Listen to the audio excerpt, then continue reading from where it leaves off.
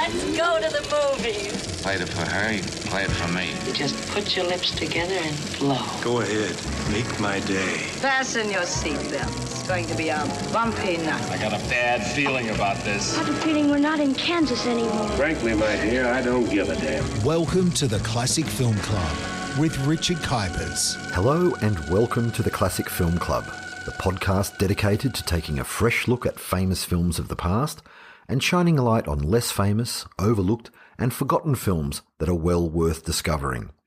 I'm Richard Kuipers, a film critic for the international trade paper Variety, film festival programmer and documentary producer, inviting you to join me on this cinematic adventure of discovery and celebration.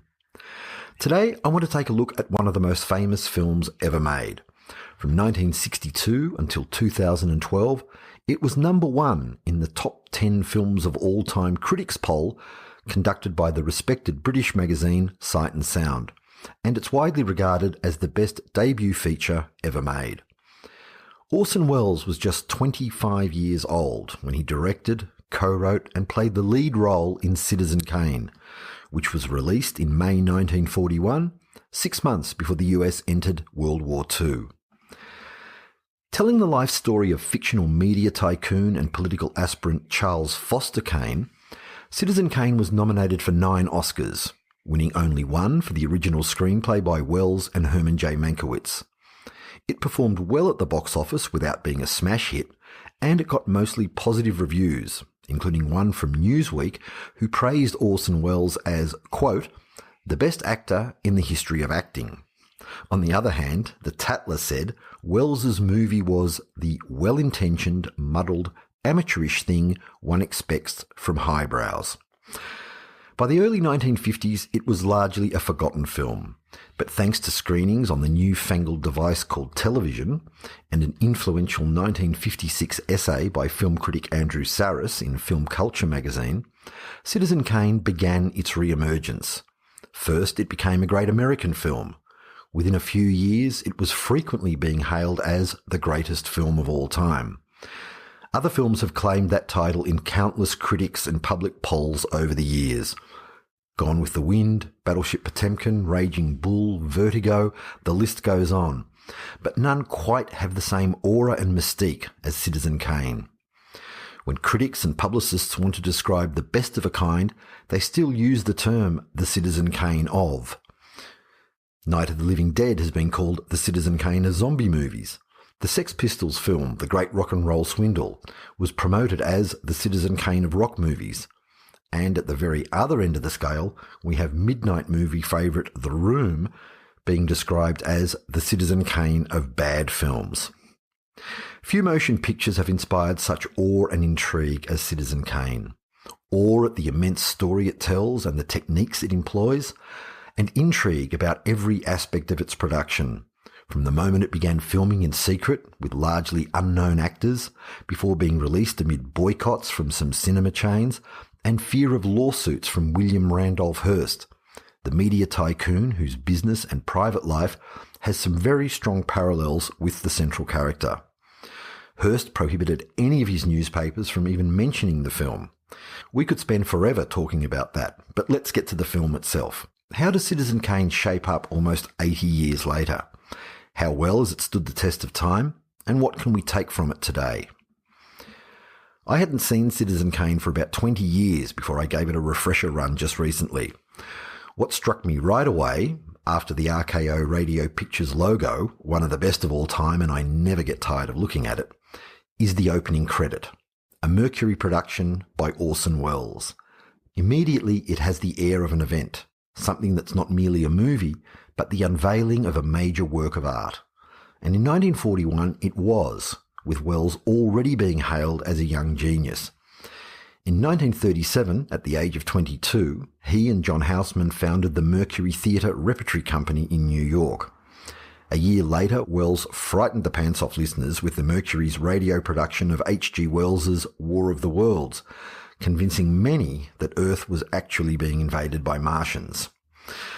As the first images of Citizen Kane appear, we could be forgiven for thinking we're in gothic horror territory. The camera lingers over shots of Xanadu, a dark, foreboding castle guarded by a huge gate with the letter K and a no trespassing sign. With Bernard Herrmann's brilliant score setting a sombre tone, we could be looking at the House of Usher or Dracula's Castle. Then, after 2 minutes and 30 seconds, we see a close-up of an old man's lips. He utters the film's first line of dialogue, and it's one of the most celebrated and discussed words in cinema history. That word is Rosebud, of course. Rosebud is the dying word of Charles Foster Kane, and it holds the key to understanding so much about the life of this extremely rich, powerful, and ruthless man. It's like the riddle of the Sphinx. Why did Kane say it? What does it mean? The task of finding out goes to newsreel reporter Jerry Thompson, played by William Alland in his only significant acting role. Before Thompson begins the detective work of interviewing everyone close to Kane, we're given a rousing account of the dead man's life in the form of a newsreel, such as audiences used to watch in cinemas for a small admission fee in the days before television. We learn about Kane's astronomical wealth and the building of Xanadu, with 20,000 tons of marble, enough artefacts to fill 10 museums, and a collection of animals to rival Noah's Ark. The newsreel narrator tells us that some people called Kane a communist. Others thought he was a fascist. Loved and hated in equal measure, he met Hitler and played down any concerns about war. He was married and divorced twice, once to US President's niece Emily Monroe Norton, and once to Susan Alexander, a singer of modest ability at best, for whom he built an opera house and forced her to embark on a humiliating career. It's a dazzling opening 10 minutes, setting up Kane as a towering figure of staggering wealth, but also a man who died alone and aloof. And I think this is one of the main reasons why Citizen Kane remains relevant and powerful today. Kane is a man who had everything and yet nothing. In 1941, this was a bold and subversive theme, to present the American dream of wealth, success and power as being empty, meaningless. Kane collected things and people, but for reasons we will slowly discover, he was unwilling or perhaps even incapable of finding happiness. We may dislike Charles Foster Kane from the outset, but we're fascinated by him, maybe even compelled to feel some sympathy as the screenplay spins back to his poor childhood and recounts events that made him one of the richest men in the world by the age of 25. Now, there have been many Charles Foster Kanes in the movies over the years, and for me the most memorable is Daniel Plainview, the oil man played by Daniel Day-Lewis in There Will Be Blood, the 2007 drama by director Paul Thomas Anderson that many critics voted as the best film of the year and the decade. The personality of Kane and the business empire he creates is strikingly relevant today. His first foray into media is with the struggling New York Inquirer newspaper. Kane chooses sensationalism over substance to boost circulation, yellow journalism or tabloid journalism to give it the common names. It's a wildly successful move that eventually makes him the USA's most powerful media magnate and increases his political influence. He may have been an amalgamation of real-life moguls such as William Randolph Hearst and Joseph Pulitzer, whom audiences of the day would have been familiar with, but for every generation since the release of Citizen Kane, there have been media magnates whose business methods and personal lives have drawn strong parallels with aspects of Charles Foster Kane. We've had Lord Low-Grade, or Low-Grade as he was called by some of his critics, Robert Maxwell, the Italian publisher and Prime Minister Silvio Berlusconi and his infamous Bunga Bunga parties, and closer to home here in Australia, the Packer Empire, Sir Frank, Kerry and James, and the Murdoch family, well, former Australian citizen in the case of Rupert Murdoch, who started out with just the little old Adelaide Advertiser all those years ago and built an empire, including the so-called news channel Fox News. The acclaimed HBO series Succession, about venal and vicious machinations inside a media family, comes directly from the Citizen Kane playbook and bears remarkable similarities with certain media dynasties of today. It's as if Charles Foster Kane has always existed in that junction between myth and reality, fact and fiction, and he probably will forevermore in film and television. Now, back to the film. As Thompson the journalist continues his investigation into the meaning of Rosebud, we meet the support players in Kane's life. That's all anyone could ever hope to be, an extra or a possession, like the thousands of artworks he acquired and never looked at again, as if knowing that he owned it and somebody else didn't was all that mattered. First of all, there's Kane's best friend, Jed Leland, played by Joseph Cotten. He's a reporter for The Inquirer and acts as the conscience of the film. Then there's Kane's first wife, Emily, played by Ruth Warwick, who was married 6 times herself in real life. Emily's deteriorating relationship with Kane is shown in a brilliant series of camera pans and edits, with the characters sitting at the same kitchen table, but over the course of many, many years. Everett Sloane plays Bernstein, Kane's loyal business advisor, who overlooks all of Kane's faults and gives him unconditional love because he's come closer than anyone to understanding the darkness in Kane's heart and soul. But most importantly, there's Susan Alexander, portrayed by Dorothy Comingmore. She was discovered by Charles Chaplin and only had bit parts under the name Linda Winters before landing the role of her life in this film. Susan is the film's innocent at first. Kane's initially attracted to her because she doesn't recognise him and presumably doesn't want anything from him. It's what Kane wants Susan to be that destroys her, insisting she become an opera singer despite not possessing the requisite talent, and building a grand theatre for her to perform in, one that becomes a prison of humiliation. Unlike the untalented Susan Alexander, Dorothy Comingmore is superb in the role that made her immortal on the screen, but also destroyed her life and career. The popular notion has always been that Susan Alexander was based on Marion Davies, the young mistress of William Randolph Hearst. Hearst even formed a production company, Metropolitan Pictures, to promote her career. Davies was actually a skilled comedian, but Hearst wrecked her career by insisting she appear in stodgy historical dramas. Although Wells always denied Davies was the inspiration, and he always publicly praised her talents, Hearst went for Dorothy Comingmore with a vengeance. Her left-wing political leanings were all he needed to ruin her career, eventually driving her into a state mental home, alcoholism, and a tragic early death aged just 58. Stories such as the fate of Dorothy Comingmore go beyond the film, but over time they've become part of the film. That's what happens so often with movie classics or cult films. The stories behind them are something we take with us when we watch the film. Think of Apocalypse Now, for example, with all those tales about Marlon Brando and the apocalyptic filming conditions. Knowing about these things can affect how you see the film. Once you even know a little bit about W.R. Hearst, Marion Davies, and the Hearst Castle that inspired Kane's Xanadu mansion, their presence inhabits the picture, hovering in your mind as you watch Orson Welles and Dorothy Comingmore. If you want to know more about Hearst and Davies, I really recommend you seek out The Cat's Meow, directed by Peter Bogdanovich. It's a terrific drama about the 1924 death of producer Thomas Ince during a party on Hearst's yacht. It's got a fantastic cast, including Kirsten Dunst as Marion Davies and Eddie Izzard as Charles Chaplin. I deliberately haven't said much about the early sections of the film showing Charles Foster Kane as a boy, which also feature the great Agnes Moorehead as his mother. If you haven't seen the film, these segments are best encountered with as little knowledge and information as possible, I promise you. It's not just the sweeping story of Citizen Kane that helps it stand up so well 79 years after it was released. It's technically very impressive, with superb editing and cinematography standing out. The editor was Robert Wise, who became a very successful director and won Oscars for West Side Story and The Sound of Music.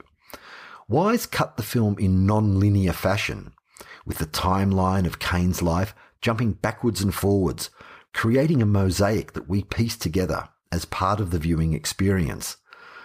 This kind of non-linear editing has been common since the 70s and reached new heights with films such as Quentin Tarantino's Pulp Fiction. But in Hollywood at the time, it was rare to find anything much more complex than simple flashback sequences. The dialogue, too, is delivered at a rapid-fire rate. Wells's background in radio is evident here.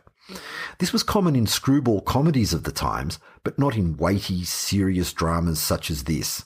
Though it also has to be said that Citizen Kane does have its fair share of amusing moments.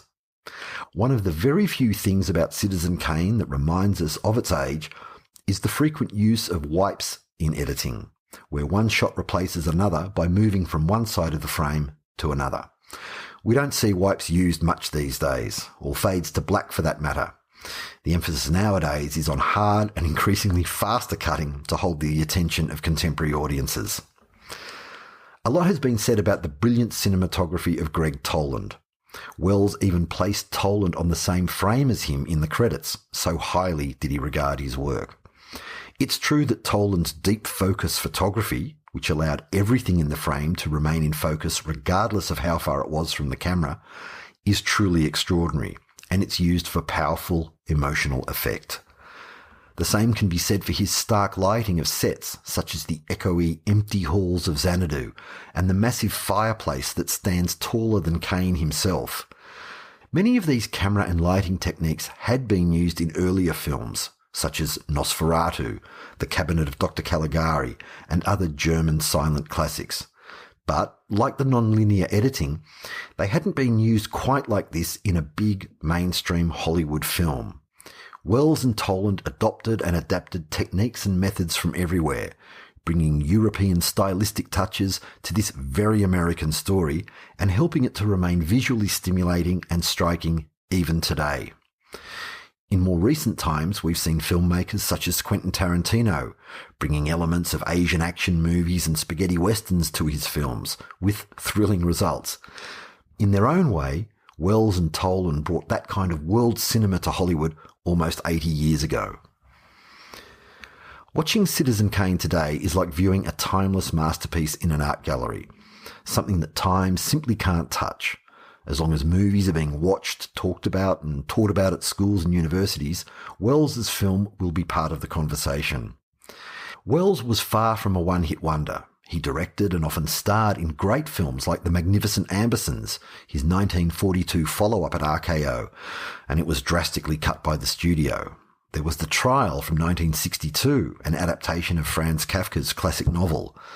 Mr. Arkadin in 1955 was a fascinating Citizen Kane-like tale of a mysterious millionaire. And then there's his 1958 crime masterpiece, Touch of Evil, which for me is his second best film and comes very close to rivaling Citizen Kane. In fact, everything with Wells's name on it is worth watching. Even his lesser films offer extraordinary moments. He appeared just as an actor in lots of terrible films like Butterfly in 1982, but that was always because he wanted to raise money for his own projects, and that's forgivable for an artist such as Wells. You can watch Citizen Kane on Prime Video, and if you're interested in films about Citizen Kane, I recommend seeking out RKO 281, starring Liev Schreiber as Wells. There's also Me and Orson Welles, starring Zac Efron and Claire Danes. And finally, there's a wonderful, wonderful scene in Tim Burton's film Ed Wood, which stars Johnny Depp as the famously inept filmmaker, Ed Wood. Look out for the moment when Wood has a deep and meaningful conversation with Orson Welles, played by Vincent D'Onofrio. It's truly magical. You know how to whistle, don't you? You just put your lips together and blow. You're listening to the Classic Film Club with Richard Kuipers. Now to our Discovery Spot, where I take a look at special and important films that aren't those world-famous titles we've all heard of, and they've sometimes just slipped out of view and become another title you could easily pass by on the menu of Netflix or Prime or Stan. When there are so many thousands and thousands of films out there, it can be really hard to find the real gems, and that's exactly why I'm here. Some listeners will already know and love these films, and I couldn't be happier to celebrate that with you. For others, I hope these Discovery films might be exciting new movie treasures that come into your view. There's something I really love about British cinema from the late 1950s to the mid-1970s, and my Discovery pick for this week comes from the middle of that, from 1968. It won the Grand Prix at Cannes and was named by the British Film Institute as the 12th greatest British film of the 20th century. It was the start of a loose trilogy that followed the eventful life of a man named Mick Travis. Malcolm McDowell, soon to be famous as Alex Delage in Clockwork Orange, made his debut as Michael Travis in If. If tells the story of 3 students leading a violent rebellion at a repressive boys' boarding school. The year it was made is very important. If was filmed while the May 1968 riots in Paris were in full force, and it carries that anti-establishment fury in every single frame. The director, Lindsay Anderson, co-founded the British free cinema movement of the 1950s, and he succeeds in If in creating a scathing satire of the British class system and conservative institutions with this heavily allegorical drama. The basic story finds Mick returning to an unnamed school for his second last year, year 11 for us in Australia. He and his best friends Knightley and Wallace are idealists and dreamers who just don't fit into the discipline and the strict hierarchy of the school, where the seniors, or whips as they're known, have special privileges, including scum. Scum are junior boys who serve them basically as slaves. The headmaster, the school chaplain, and most of the teachers represent British conservatism and authority. As the term progresses, Mick and his friends run deeper and deeper into trouble and are eventually given a brutal caning by the whips. That's when they decide to really rebel. Where it goes from there is something to behold. At one moment, If is gritty British realism.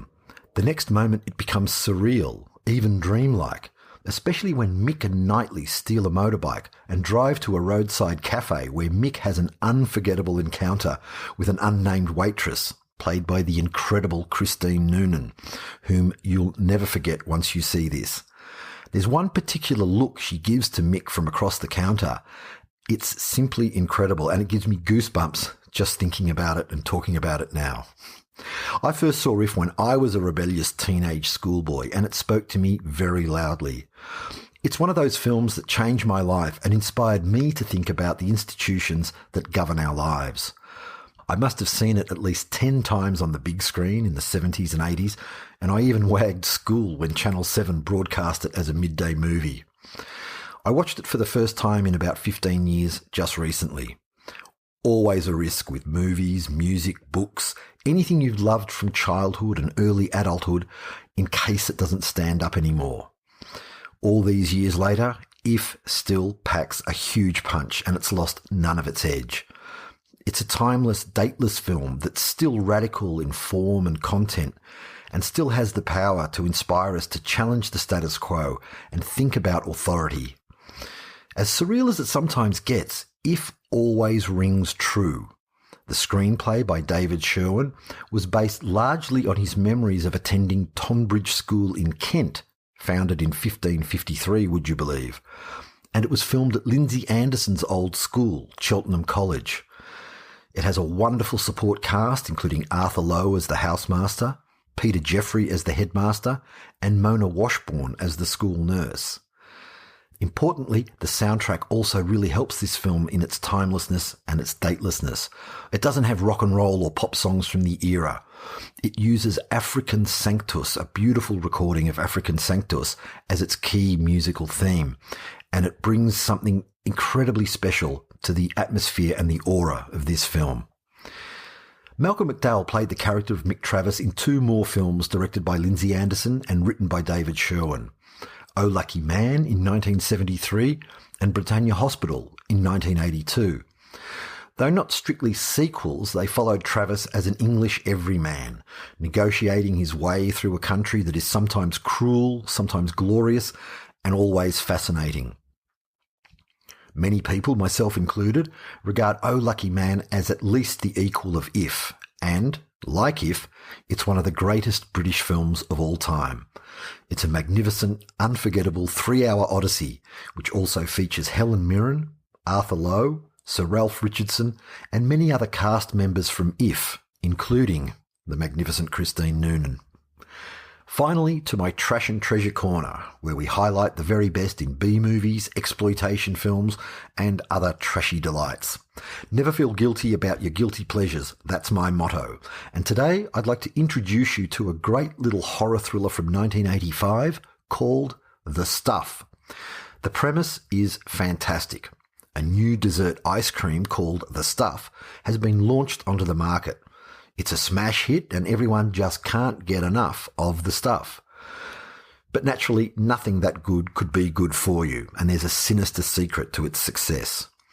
The stuff was directed by Larry Cohen, one of the great exploitation filmmakers of the 70s, 80s and 90s, who cranked out gems like the demonic cop thriller God Told Me To and Q, the Winged Serpent, which is one of the best monster movies of the 80s. In fact, I think it's one of the best monster movies of all time. Like all of Larry Cohen's best films, The Stuff is very witty and very clever. Beneath the crazy story of this mysterious ice cream lies a sharp critique of corporate ethics and political corruption. It's got a great cast, with Cohen regular Michael Moriarty, Kathy's brother, playing an industrial saboteur who gets in way over his head.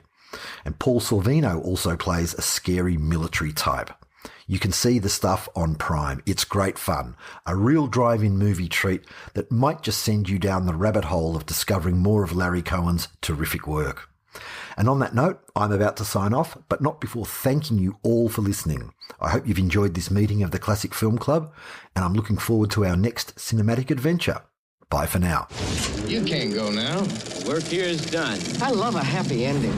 You've been listening to the Classic Film Club with Richard Kuipers. Available on Apple Podcasts, Google Podcasts, Spotify, iHeartRadio, or wherever you get your podcasts. This has been another quality podcast production from Bytes.com.